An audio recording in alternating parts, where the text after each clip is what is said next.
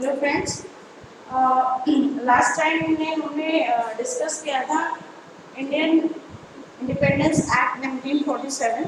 तो अब क्या हो गया कि देश आज़ाद हो गया था, पर उससे पहले कॉन्स्टिट्यूट असेंबली जो थी वो आपकी बन चुकी थी। ठीक है, कॉन्स्टिट्यूट असेंबली बन चुकी थी 1947। मैंने आपको जब 1947 पढ़ाया था तो उसी समय एक कहा था कि हम कॉन्स्टिट्यूट असेंबली क्या होती है वो हम बाद में डिस्कस करेंगे। ठीक है, तो आज जो हम पढ़ेंगे वो है आपका मेकिंग ऑफ कॉन्स्टिट्यूशन।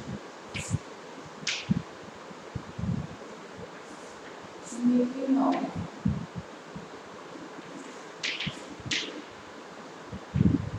कॉन्स्टिट्यूशन, ठीक है, मेकिंग ऑफ कॉन्स्टिट्यूशन। तो मेकिंग ऑफ कॉन्स्टिट्यूशन आपका बहुत वाइड सब्जेक्ट्स है, बहुत वाइड ब्रॉड वो है, तो इसलिए अब हम इसको वीडियो में ब्रेक करके पढ़ेंगे। ठीक है, तो let us start.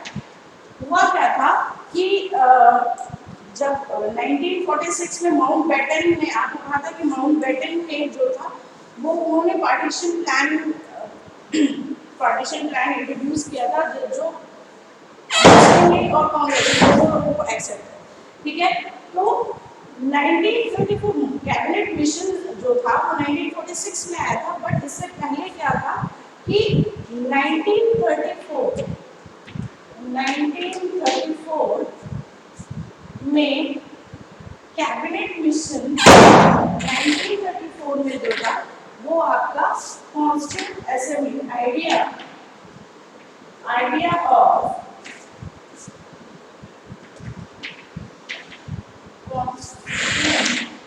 Constituent assembly bye किसने दिया था? एमएन राव। ठीक है, सबसे पहले जो ये आइडिया कि इंडिया का अपना एक कॉन्स्टिट्यूशन होना चाहिए, एमएन राव ने ये आइडिया दिया था। ठीक है, idea of constitution assembly by M N Rao. उसके बाद these dates are very important, so remember it. 1935 में क्या हुआ? आईएनसी इंडियन नेशनल कांग्रेस ने ऑफिशियल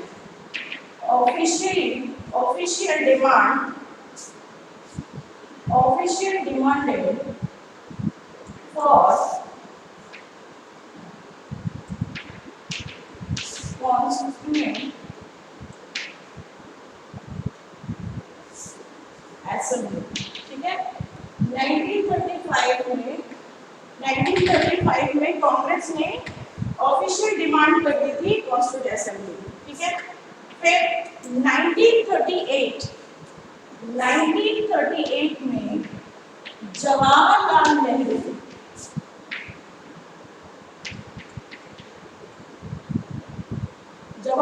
नेहरू ने ये कहा कि भाई इंडिया के लिए कॉन्स्टिट्यूशन बन रहा है, इंडिया के लिए कॉन्स्टिट्यूंट असेंबली बन रही है, तो बाहर का कोई भी आउटसाइडर्स इसमें इन्वॉल्व नहीं होना चाहिए। ठीक है, तो Nehru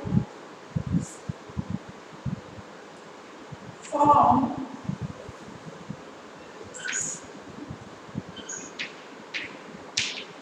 constituent assembly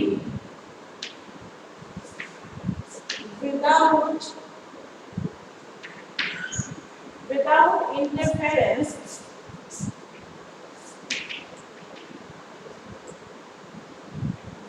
interference of outsider। ठीक है, और उन्होंने एक और पॉइंट कहा without the interference of outsiders, और उन्होंने एक पॉइंट और कहा कि on the basis of adult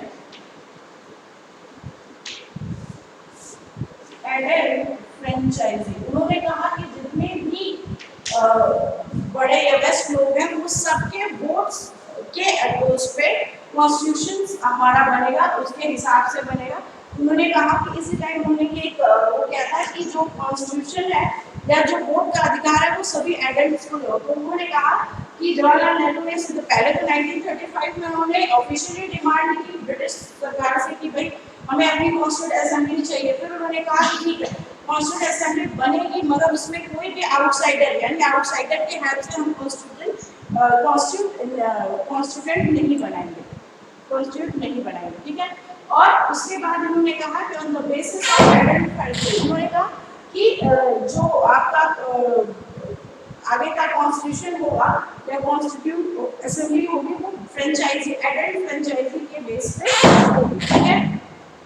उसके बाद क्या हुआ कि नेक्स्ट पॉइंट है ब्रिटिश जो है, ब्रिटिश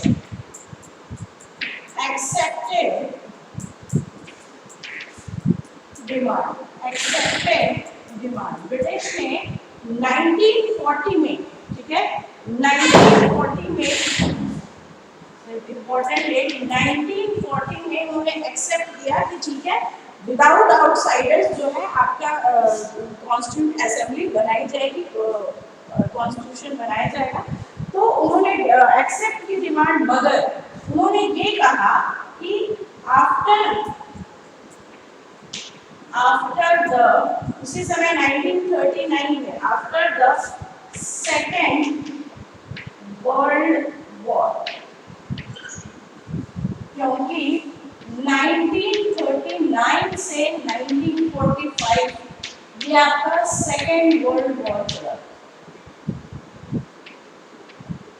ठीक है। 1939 से 1945 तक आपका सेकेंड वर्ल्ड वॉर चला था। तो ब्रिटिश ने कहा कि ठीक है, नहीं क्या नाम है जो है वो हम आपको देंगे, मगर after the second world war, ठीक।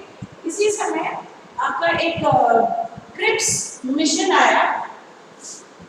तो 1934 में क्या हुआ, आइडिया किसने दिया, एमएन राव ने। 1935 में ऑफिशियली डिमांड किया गया। 1938 में नेहरू जी ने कॉन्स्टिट्यूएंट असेंबली विदाउट आउटसाइडर बनाने का डिमांड किया, और ये डिमांड जो है 1942 में एक्सेप्ट हो गया, ठीक है। 1940 में एक्सेप्ट हुआ। 1942 में जब क्विट भारत छोड़ो आंदोलन हो रहा था, ठीक है, उसी समय एक आपका वो क्रिप्स मिशन आया, ठीक है। तो 1942 में क्रिप्स मिशन,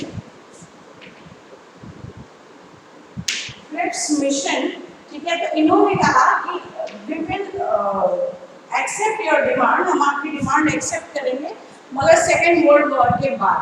तो इस बात को महात्मा गांधी ने, क्रिप्स मिशन को महात्मा गांधी ने क्या कहा, तो कभी कभी ये क्वेश्चन पूछता है, post dated cheque, post dated cheque उन्होंने कहा, इसलिए कहा कि जो पोस्ट डेटेड, और ये किसने कहा था, ये कहा था महात्मा गांधी, ठीक है।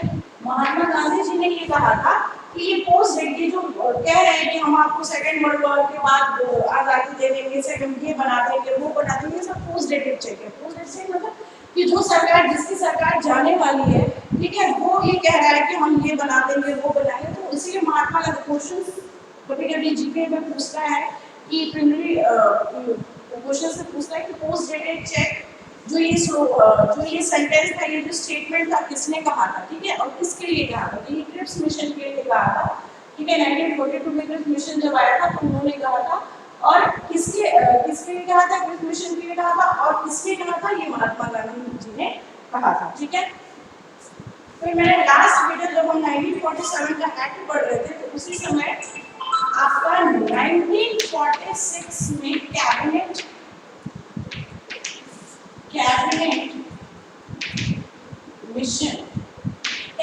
मिशन आया, ठीक है। और जो इसके तीन इम्पोर्टेंट, जो कैबिनेट मिशन आया, जो इम्पोर्टेंट इसके तीन मेंबर्स थे, वो थे आपके लॉर्ड पेंथे,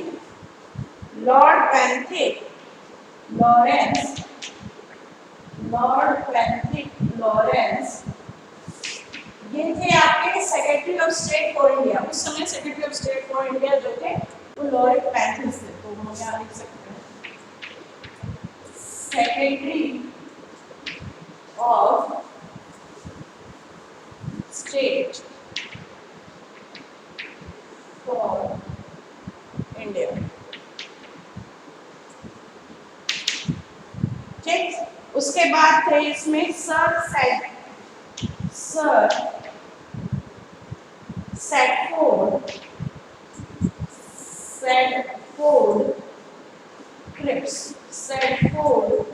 क्रिप्स, ठीक। और थर्ड थे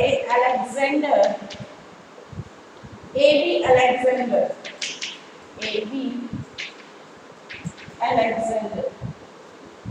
ठीक है। तो ये तीन ऐसे इंपॉर्टेंट कैबिनेट मिशन के तीन मेंबर्स, ठीक है। लॉर्ड पैंथिंग लॉरेंस है, सर स्टफोर्ड क्रिप्स और एबी अलेक्जेंडर, ठीक है। क्रिप्स मिशन जो है इन्हीं के नाम पे आया था, ठीक। तो उसके बाद 1946 में जब कैबिनेट मिशन बन गया तो कैबिनेट मिशन का काम क्या था? कैबिनेट मिशन का काम हो गया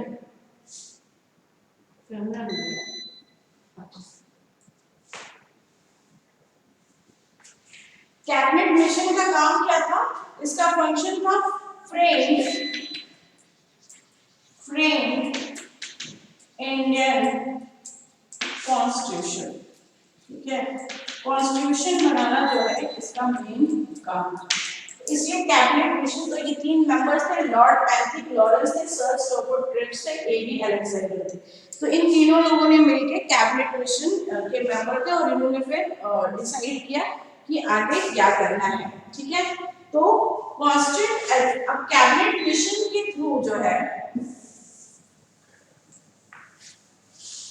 कैबिनेट मिशन ने ही कॉन्स्टिट्यूएंट असेंबली फॉर्म की, ठीक है। और कॉन्स्टिट्यूएंट असेंबली ने फिर जो है वो आपका क्या नाम है कॉन्स्टिट्यूशन बनाया। तो हम इस तरह लिख सकते हैं कैबिनेट मिशन क्या है कि कॉन्स्टिट्यूएंट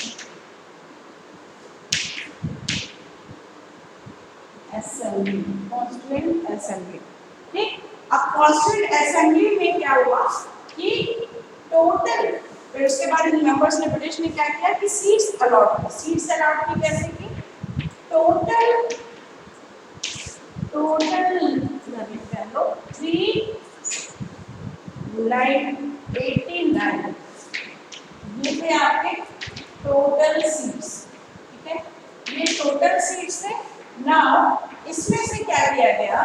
जो 296 है, 296 वो दिया गया ब्रिटिश प्रोविंसेस को, 296 दिया गया ब्रिटिश प्रोविंसेस को, ठीक है। और 93 दिया गया प्रिंसली स्टेट्स को।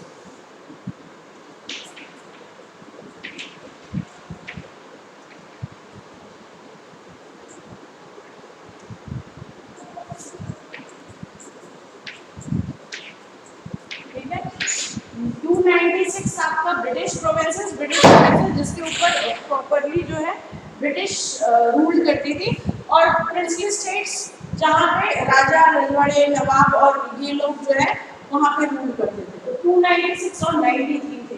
अब ये जो थे कि पहले 296 जो है इसको थोड़ा ऊपर लिख देते हैं, ठीक है। इसको थोड़ा सा ऊपर लिख देते हैं जिससे ये 389 total number of seats, इसमें से 296 जो है वो ब्रिटिश प्रोविंसेस को था, 93 जो थे वो आपके प्रिंसली स्टेट्स, ठीक है, ब्रिटिश।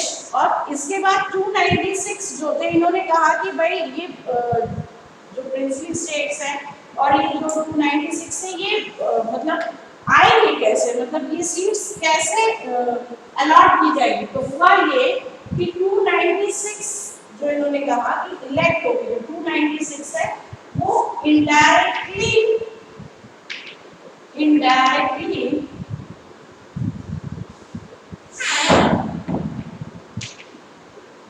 इनडायरेक्टली इलेक्ट हो के आएंगे, मतलब इलेक्शन के इलेक्टेड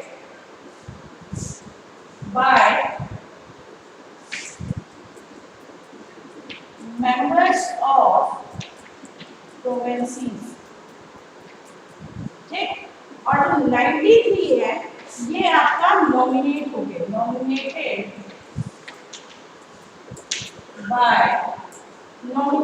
बाय प्रिंसली स्टेट्स के जो राजा, जिसको भी नॉमिनेट करके जिसका भी नाम भेज दे वो यहाँ पे आ जाएगा।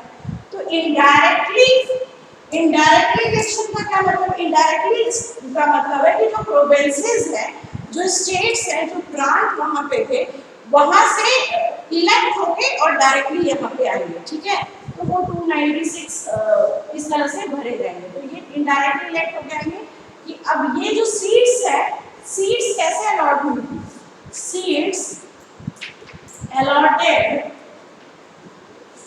according population, जो सीट्स थी वो पॉपुलेशन के बेस पे, जैसे कि आप जानते हो कि राज्यसभा, जैसे अभी राज्यसभा का होता है वैसे ही ये था कि उत्तर प्रदेश जो यूपी है उसकी पॉपुलेशन बहुत ज्यादा है, तो यहाँ नंबर ऑफ सीट्स जो है आपकी ज्यादा होती है, ठीक है। महाराष्ट्र है तो उसकी नंबर ऑफ सीट्स ज्यादा। उसी तरह पॉपुलेशन के बेस पे एक प्रोविंसेस में 10 सीटें भी हो सकती हैं, और जिसकी पॉपुलेशन किसी प्रोविंस की कम है तो एक सीट भी हो सकती है। ऐसा नहीं है कि 296 की तो एक सीट सारी प्रोविंसेस को दे दी गई, नहीं, पॉपुलेशन के बेसिस पे जो है वो सीट्स अलॉट की गई। तो ये 296 इस तरह से 93। अब क्या होना था, इलेक्शन होना था। इलेक्शन कब हुआ आपका, इलेक्शन हुआ 1946, ठीक है। Now, election on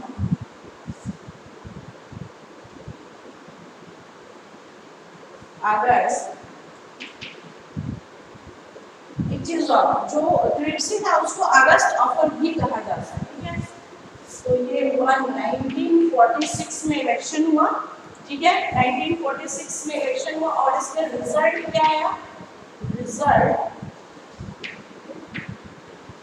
जो 208 सीट जीती वो कांग्रेस की थी, मतलब कांग्रेस ने जीता था, ठीक है। 1973 जो थे वो मुस्लिम लीग ने जीता था। इससे मुस्लिम लीग काफी मतलब नाराज भी थी, और इसी के बाद उन्होंने, इसके बाद क्या पहले से ही फिर उसकी जो है वो डिमांड करने लगे थे। और जो 15 सीट्स थी वो इंडिपेंडेंट,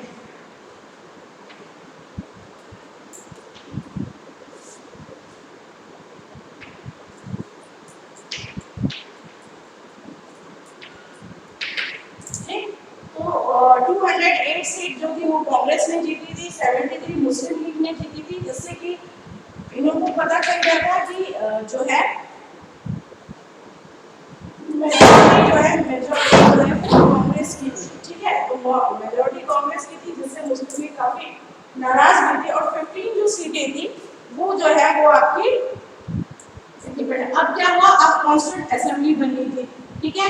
तो कॉन्स्टिट्यूंट असेंबली बनी थी, मगर इससे पहले क्या हुआ, जो प्रिंसेस, इन्होंने कहा कि भाई कांग्रेस जीती है, फिर यहाँ प्राइम मिनिस्टर बनेगा, इनकी ही पार्टी होगी, और हमारा जो राजकाज है, राजपाट है, वो खत्म हो जाएगा। इसीलिए क्या हुआ, जो प्रिंसली स्टेट्स थे, मतलब जहाँ राजा और नवाब ये लोग मतलब रूल कर रहे थे, ठीक है, वहां पे क्या हुआ कि ये लोग कॉन्स्टिट्यूंट असेंबली में शामिल होने से या इसको एक्सेप्ट करने से इनकार कर दिया। तो you can write princely states stay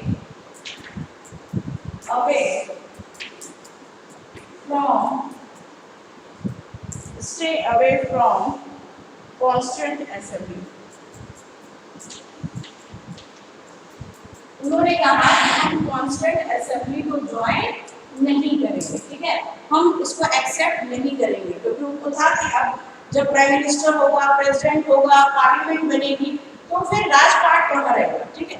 इसलिए इन्होंने क्या किया, ये थोड़ा इससे दूरी रहे। इन्होंने कहा कि रिजेक्ट कर दिया कि हम जो है वो कांस्टेंट असेंबली जो है, कांस्टेंट असेंबली जो एक्सेप्ट नहीं करेंगे। ठीक, उसके बाद क्या हुआ कि कैबिनेट कांस्टेंट असेंबली बनी और इसकी पहली मीटिंग हुई।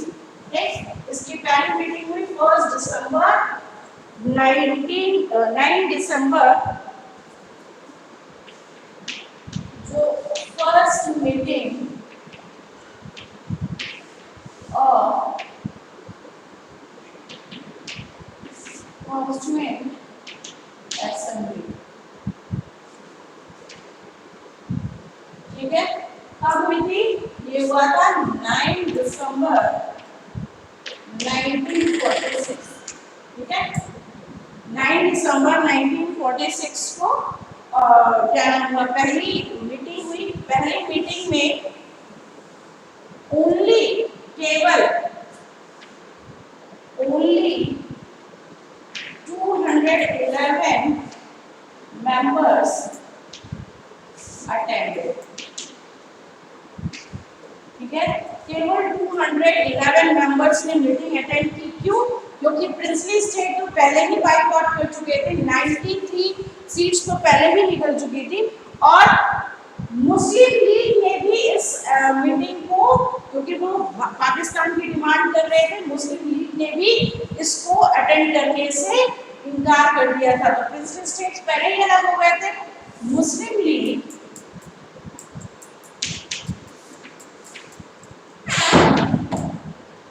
Boycotted meeting. ठीक है, बाइकआउट कर दिया इन्होंने मीटिंग का। इस फर्स्ट मीटिंग में जो कांस्टेंट असेंबली थी उसमें मुस्लिम लीग नहीं गई। ठीक है, ये जो इसीलिए ये मेंबर्स जो है वो 211 मेंबर्स और जो है आपके कम हो गए। उसके बाद अब इस मीटिंग में इन्होंने डिसाइड क्या किया? इस मीटिंग में डिसाइड ये किया कि हु वाज द, ये इम्पोर्टेंट क्वेश्चंस है। तो इस मीटिंग में क्या डिसाइड किया? They had decided, क्या डिसाइड किया कि डॉक्टर सचिदानंद, डॉक्टर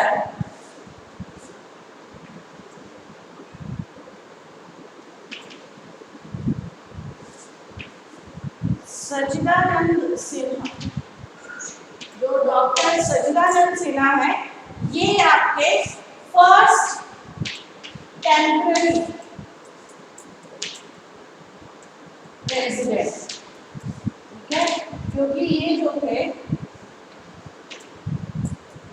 ठीक, प्रेसिडेंट थे, और ये जो थे वो कांस्टेंट असेंबली के। तो क्वेश्चन पूछता है who was the first member, who was the first president of constituent assembly? तो फर्स्ट जो टेम्परेरी रहे या पहला रहे, ठीक है, ये टेम्परेरी थे, मगर फिर भी पहले कॉन्स्टिट्यूंट असेंबली के जो ये ओल्डेस्ट पर्सन थे, ओल्डेस्ट मेंबर थे कॉन्स्टिट्यूंट असेंबली के, कांग्रेस के, तो इनको प्रेसिडेंट बनाया गया टेम्परेरी बेसिस पे। ठीक है, मगर क्वेश्चन अगर कभी पूछता है हु वाज द फर्स्ट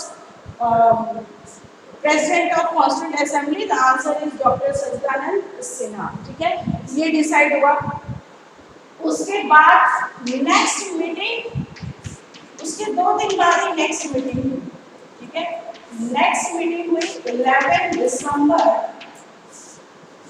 1946। पहली मीटिंग कब हुई थी? 9 दिसंबर, और दूसरी मीटिंग हुई आपकी 11 दिसंबर। ठीक, अब 11 दिसंबर में क्या हुआ कि इन्होंने कुछ परमानेंट मेंबर्स बनाए। परमानेंट मेंबर्स जो आपके राजेंद्र प्रसाद, राजेंद्र प्रसाद डॉक्टर, डॉक्टर राजेंद्र प्रसाद को प्रेसिडेंट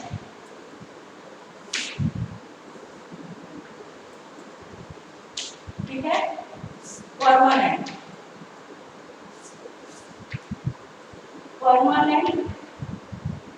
प्रेसिडेंट बनाया गया।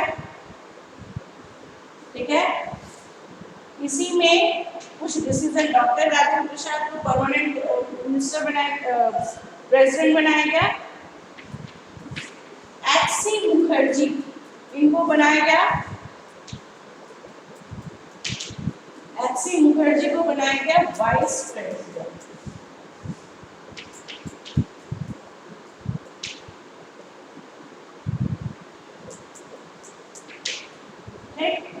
और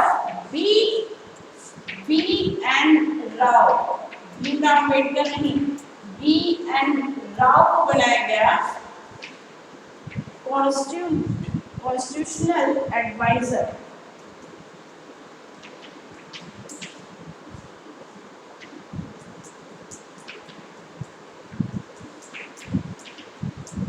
तो ये सारे नाम इंपॉर्टेंट हैं। तो राजेंद्र प्रसाद को पहले परमानेंट प्रेसिडेंट बनाया गया, एच.सी. मुखर्जी को वाइस प्रेसिडेंट बनाया गया, और जो बी.एन. राव थे उनको कॉन्स्टिट्यूशनल एडवाइजर बनाया गया। तो ये नेक्स्ट मीटिंग में, और उसके ठीक 2 दिन बाद फिर मीटिंग हुई 13 दिसंबर 1946। ठीक है।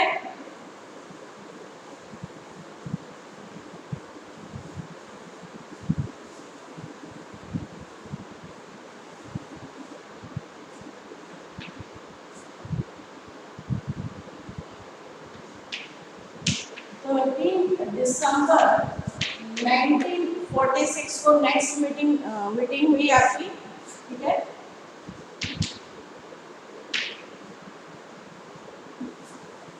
और उसमें क्या हुआ कि नेहरू जी ने, ठीक है, उसमें नेहरू जी ने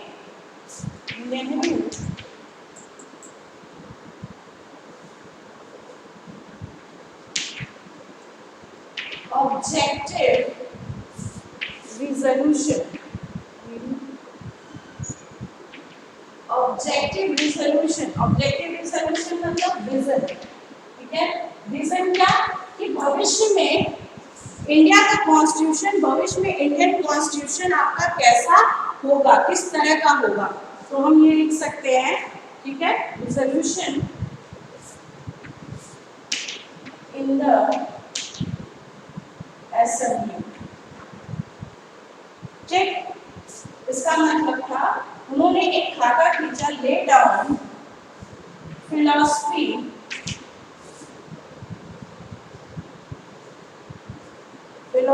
ऑफ कॉन्स्टिट्यूशन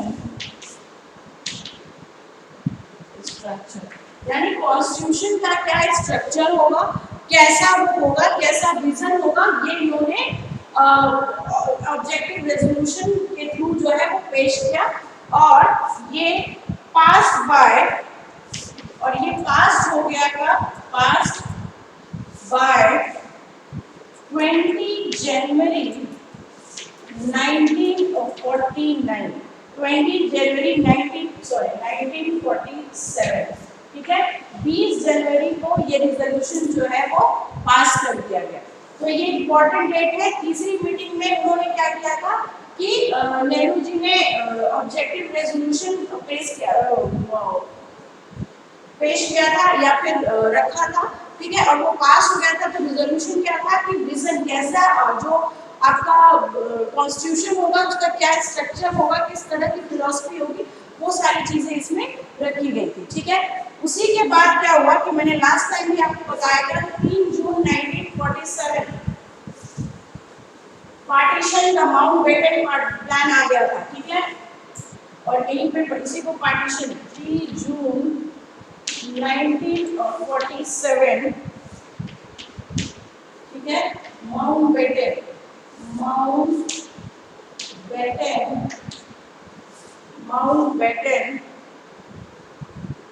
प्लान, जिसको हम और पार्टीशन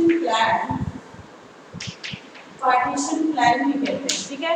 अब पार्टीशन प्लान करते हैं। अब क्या होगा कि जो प्रिंसली स्टेट थे उन्होंने स्टार्ट कर दिया था किसी ना कुछ, कोई लोग पाकिस्तान को ज्वाइन कर रहे थे, कोई इंडिया को ज्वाइन कर, उनको लग रहा था कि अब अकेले इंडिपेंडेंट नहीं रहा जा सकता, एक दो को छोड़ के जो है वो सबने प्रिंसली जो स्टेट्स थे princely states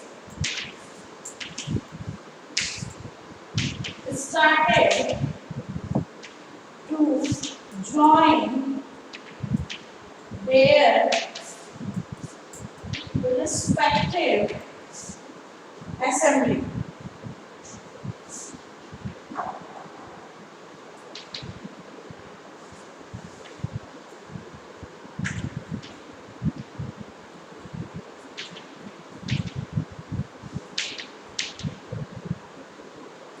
ठीक है, रिस्पेक्टिव असेंबली को जो थे वो ज्वाइन करने लगे थे। कुछ लोगों ने पहले ज्वाइन कर लिया था, कुछ लोगों ने पाकिस्तान में ज्वाइन किया, कुछ लोगों ने इंडिया में ज्वाइन किया।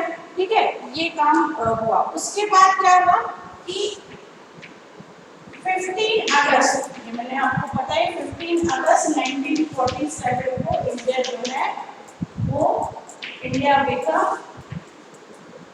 इंडिपेंडेंट। उससे पहले जो था, उससे पहले जो था वो पाकिस्तान जो है वो आपका पाकिस्तान जो है वो अलग कर दिया गया था। ठीक है, अब क्या हुआ कि भाई जब पाकिस्तान अलग हो गया, पाकिस्तान अलग हो गया, पाकिस्तान अलग हो गया तो strength of constituent assembly reduce. जो सीटें थी वो रिड्यूस होके क्या हो गई, 389 से रिड्यूस होके वो आ गई 299। क्यों? क्योंकि प्रिंसली स्टेट्स इधर पहले भी नहीं थे और पाकिस्तान की जो पूरी सीटें थी वो चली गई थी। ठीक है, वो हो गया था। अब